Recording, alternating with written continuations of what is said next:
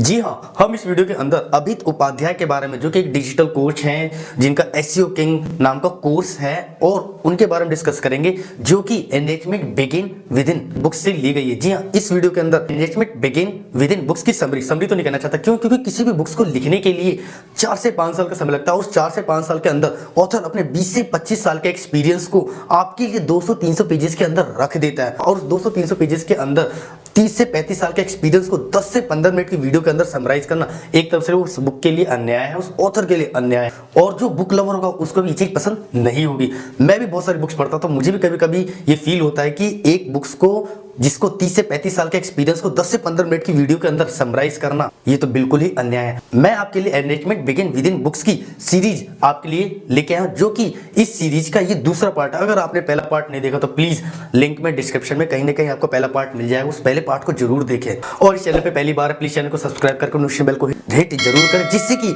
ऐसी book series जब भी आती है तो सबसे पहले आप तक जरूर पहुंचे। जी हाँ, इस बुक के अंदर राहुल भटनागर जी ने जितने भी एंटरप्रेन्योर्स लिए हैं, उन सभी एंटरप्रेन्योर्स को एक बुक समरी की पूरी स्टोरी के रूप में नहीं, उन्होंने पूरे Q&A सेशन के रूप में लिया है, और लास्ट में वर्कबुक भी दे रखी है, जिससे कि आप भी अपनी लाइफ से उसको रिलेट कर सको कि उनकी लाइफ में जो प्रॉब्लम्स है उनको उन्होंने क्वेश्चन के रूप में पुटअप किया और फिर उसका सॉल्यूशन भी दिया है। तो मैं भी आपको इस वीडियो के लास्ट में उनके द्वारा कुछ क्वेश्चन जो मेरे को अच्छे लगे, जो कि हमें अप्लाई करने चाहिए, उस क्वेश्चन को आपके साथ शेयर करूंगा, जिससे कि आप भी उन क्वेश्चन के अकॉर्डिंग अपने आप को एनालाइज करके आप भी उस क्वेश्चन को अपने अंदर अप्लाई कर सकते हो और उसको फिर आगे इंप्रूव भी कर सकते हो। तो अमित उपाध्याय, जो कि और नॉर्मल बच्चों की तरह उन्हें भी टीवी देखना अच्छा लगता था, कंप्यूटर्स में गेम खेलना पसंद था, और बच्चों की तरह उनके भी WWE सुपरस्टार्स, फेमस स्टार थे उनके, एक तरफ से कहते हैं ना कि हीरो, रोल मॉडल वो थे। क्रिकेट उनको भी पसंद थी, और तो ज्यादा कंप्यूटर्स में गेम खेलते रहते थे। लेकिन गेम खेलते खेलते एक टाइम ऐसा आया कि भाई कोई भी आदमी उस काम को रेगुलर करता रहता, तो एक टाइम ऐसा आता वो भी उससे फ्रस्ट्रेट हो जाता, बोर हो जाता।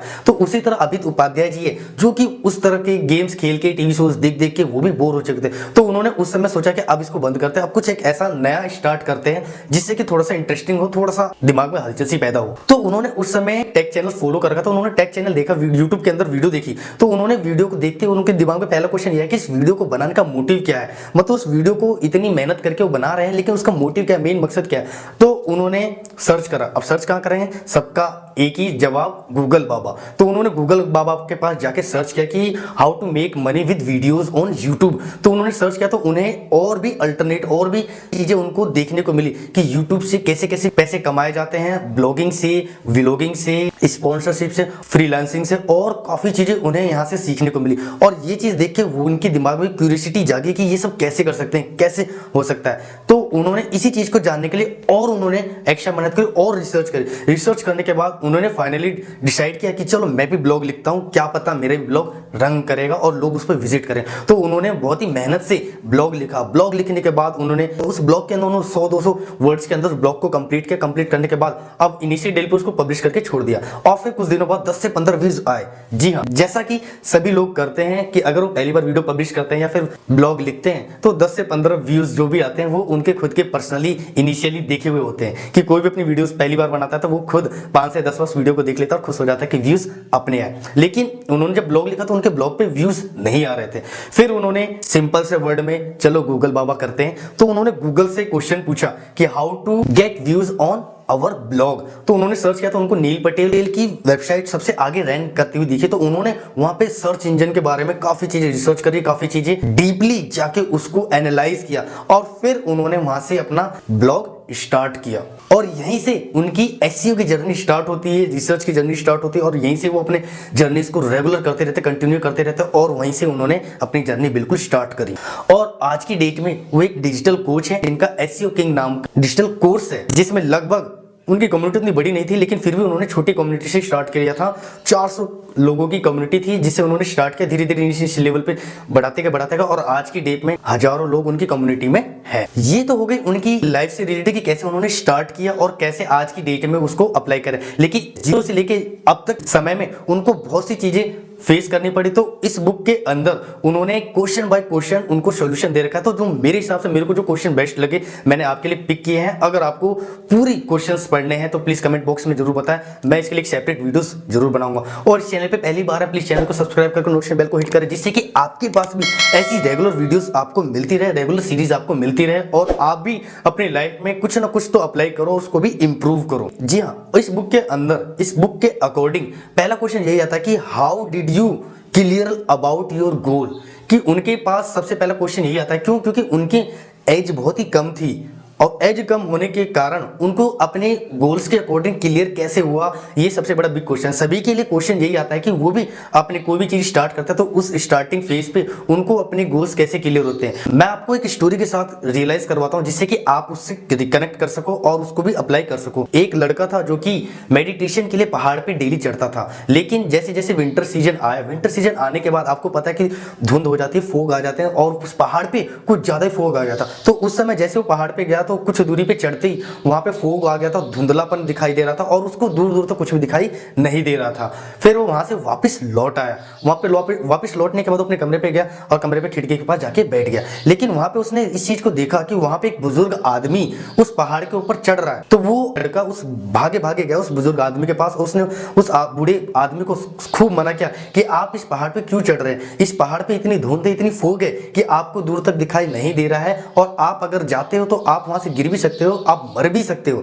लेकिन उस आदमी ने कहा उनसे कि मेरे को एटलीस्ट यहां से 1 से 2 मीटर की दूरी तक तो दिखाई दे रहा है, तो मैं 1 से 2 मीटर की दूरी तक तो चढ़ूं। लेकिन फिर भी उस लड़के ने काफी उसको मना किया, काफी उस बुजुर्ग आदमी को काफी फोर्स किया कि आप मत छोड़ो मत छोड़ो मत छोड़ो। लेकिन फिर भी वो बुजुर्ग आदमी नहीं माना, वो धीरे धीरे करके चढ़ता रहा और एटलीस्ट 1 मीटर धीरे धीरे चढ़ते चढ़ते वो फाइनली माउंटेन की चोटी पे पहुंचकर वहां पे मेडिटेशन करने लगा। तो वहां पे उसको एक रियलाइजेशन हुआ कि ये बात बिल्कुल फैक्ट है कि मेरे को कम से कम 1 से 2 मीटर की दूरी तक दिखाई दे रहा, तो मैं क्यों ना 1 से 2 मीटर की दूरी तक तो चलूं। और फिर जैसे वो 1 से 2 मीटर की दूरी पे पहुंचता है तो उसको आगे की 1 से 2 मीटर की दूरी तक दिखाई देता है। जी हाँ, इसी तरह हमें हमारी लाइफ में भी कोई भी चीज हमें परफेक्ट टाइम नहीं आता कि हम उस परफेक्ट टाइम तक वहां पे पहुंचे और उस परफेक्ट टाइम का हम वेट करें कि मेरे को यहां से लेकर वहां तक का पूरा रास्ता दिखाई दे तभी मैं आगे चलूंगा, नहीं तो नहीं चलूंगा। तो इस स्टोरी से हमें भी यही सीखने को मिलता है कि हमें भी अपनी लाइफ में कोई भी गोल सेट करते हैं, किसी भी बिजनेस का प्लान बनाते हैं तो हमारे पास पूरा रोड मैप होता है, लेकिन हमें क्लियर वहां तक के एग्जीक्यूशन का पता नहीं होता। लेकिन एटलीस्ट हमें कुछ दूरी तक को तो पता होता, तो हमें भी इस चीज को अप्लाई करना चाहिए अपनी लाइफ में कि हमें जहां तक दिखाई दे रहा है, जहां तक हमें रास्ते दिख रहे हैं, हमें एटलीस्ट वहां तक चलना ही चाहिए। और सेकंड क्वेश्चन बुक के अकॉर्डिंग आता है, what do you motivate in your business and push more, कि बहुत से लोगों की लाइफ में यही समस्या आती है कि वो अपने लाइफ को, अपने बिजनेस को कैसे उस बिजनेस के लिए मोटिवेट हो और उसको कैसे पुश आगे के लिए और पुश करता रहे। तो अमित उपाध्याय जी की उनकी लाइफ में फैमिली सिचुएशन ही उनके लिए सबसे बड़ा मोटिवेशन था कि उनकी फैमिली में जो उनके पिता थे एक क्लर्क थे, टीटी थे, जो कि रेलवे में टिकट काटते थे और उनको देख के, उनके हार्डवर्क को देख के, डेली ऑफिस जाना, उनको काफी मेहनत करना, उनकी हार्डवर्क को देख के उनके अंदर मोटिवेशन यही जागती थी कि मेरे पिताजी इतनी उम्र के होने के बाद भी वो भी इतनी रेगुलर वर्क करते रहते हैं, इतनी मोटिवेशन के साथ काम करते रहते हैं, तो मैं क्यों नहीं कर सकता। मेरे को तो सिर्फ एक कैमरे के आगे और एक लैपटॉप के आगे काम करना, तो मैं क्यों नहीं आगे मेहनत करूं और अपनी स्किल्स को इंप्रूव क्यों नहीं करूं। तो यही सबकी लाइफ में सबसे बड़ा मोटिव हो सकता है कि आप भी अपनी फैमिली सिचुएशन को देखो, फैमिलीज को देखो। बहुत से लोग अपनी फैमिली को देखते नहीं है और अपने रोना धोना लेके बैठे थे कि हमारा बिजनेस ऐसे चल रहा है, हमने ये काम स्टार्ट किया, चल नहीं रहा है, मैंने वीडियोस बनाई, यूट्यूब पे वीडियो भेज रहा हूं लेकिन लोग देख नहीं रहे। कोई बात नहीं, आप उसको एनालाइज करो कि वीडियोस क्यों नहीं देख रहे हैं और उसमें इंप्रूव लाते रहो, इंप्रूवमेंट करते रहो, जिससे कि आपकी स्किल्स भी इंप्रूव हो और आगे आप भी मोटिवेट हो और काम करते रहो अंटिल जब तक आपको सक्सेस ना मिल जाए। तो आप भी अपनी फैमिली को देखो, अपनी फैमिली बैकग्राउंड को देखो कि वो बेचारे कितनी हार्ड वर्क करते हैं कुछ पैसे कमाने के लिए, तो आप लोग क्यों नहीं वो मेहनत कर सकते, क्यों नहीं वो हार्ड वर्क कर सकते।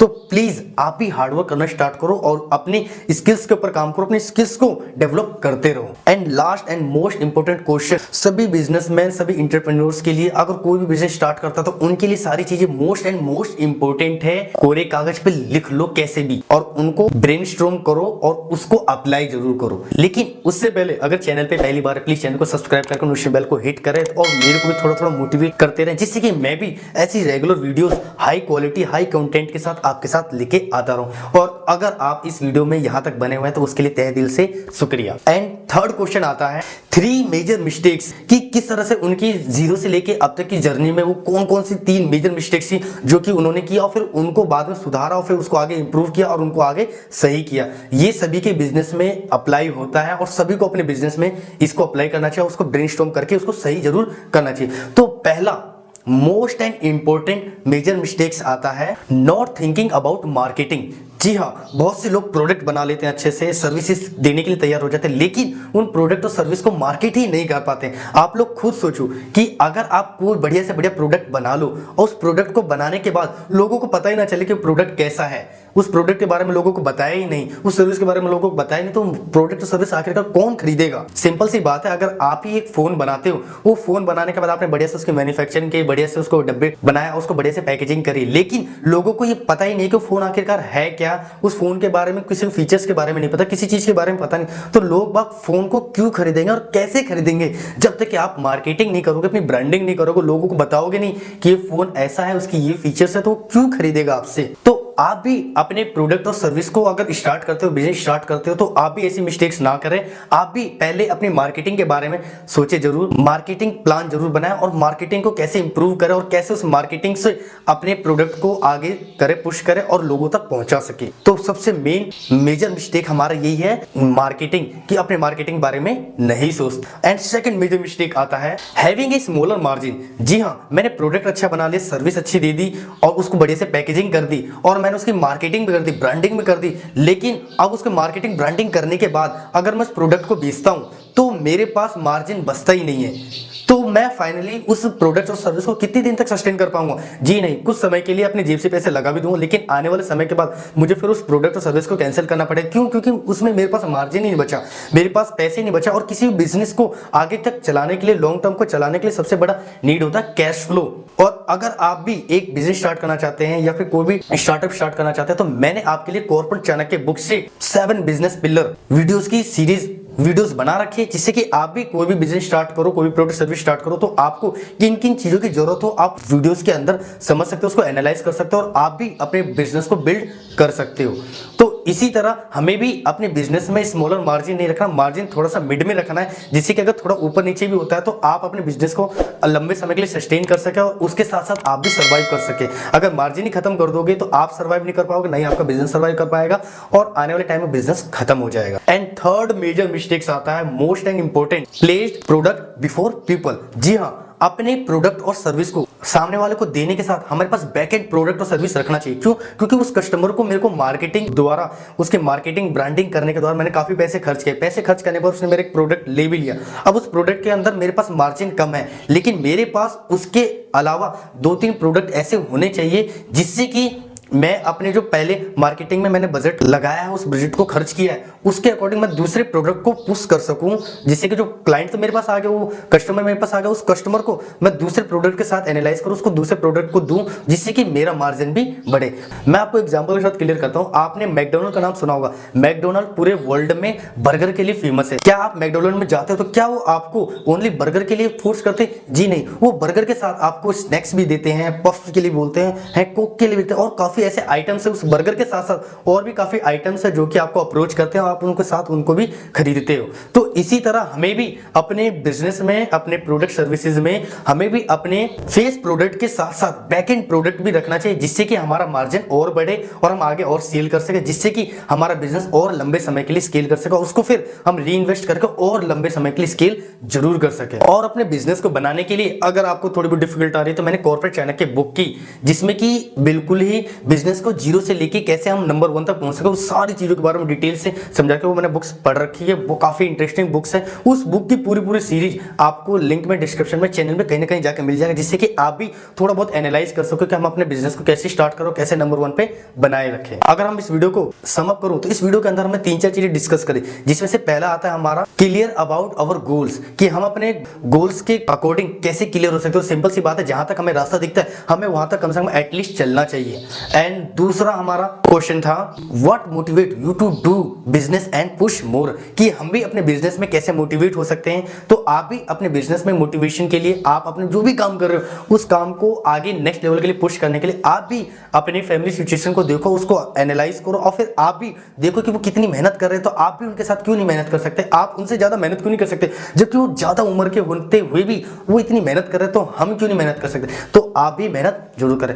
एंड 3 हमने पढ़े थे मेजर मिस्टेक्स, जिसमें से पहला मेजर मिस्टेक्स आता था हमारा नॉट थिंकिंग अबाउट मार्केटिंग, कि हम अपने मार्केटिंग के बारे में नहीं सोचते थे। तो हमें भी अपने बिजनेस और प्रोडक्ट सर्विसेज के लिए मार्केटिंग के बारे में सबसे पहले सोचे कि हम इसको कैसे मार्केट करें और कैसे ज्यादा से ज्यादा लोगों तक पहुंचा सके।